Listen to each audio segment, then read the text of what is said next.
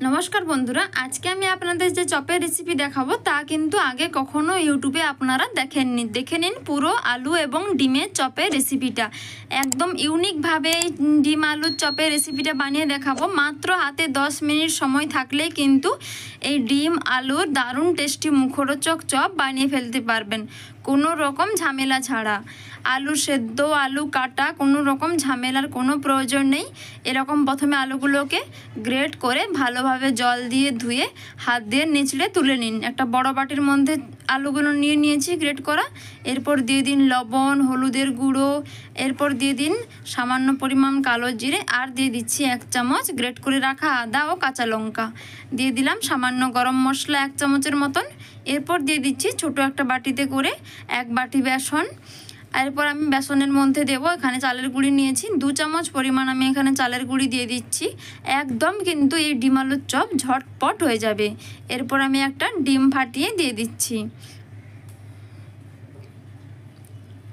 একটা ডিম ফাটিয়ে দিয়ে দিলাম। এবার আমি ভালোভাবে স্ট্রেনার দিয়ে মেখে নিচ্ছি।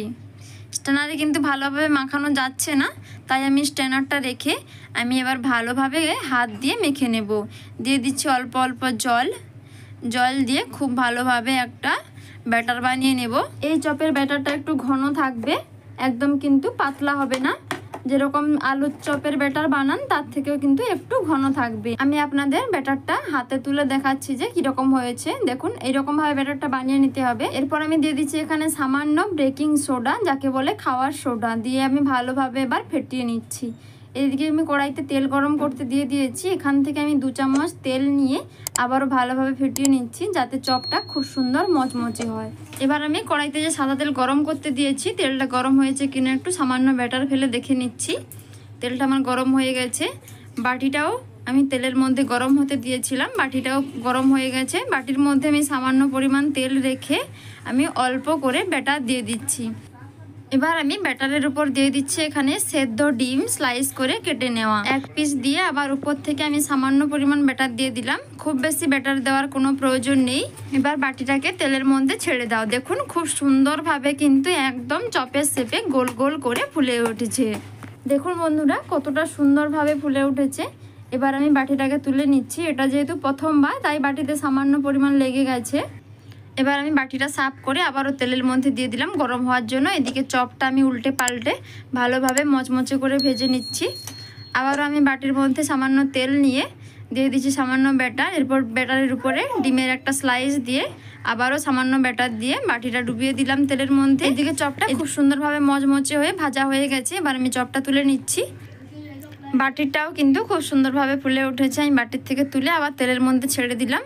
আবারও বাটির মধ্যে আমি ব্যাটার দিয়ে ডিমের স্লাইস দিয়ে আবারও উপর থেকে ব্যাটার দিয়ে দিচ্ছি। এইভাবে আমি সবগুলো বানিয়ে নেব। এই ইউনিক চপের রেসিপিটা কেমন লাগলো আপনাদের, আপনারা অবশ্যই কমেন্ট করে জানাবেন।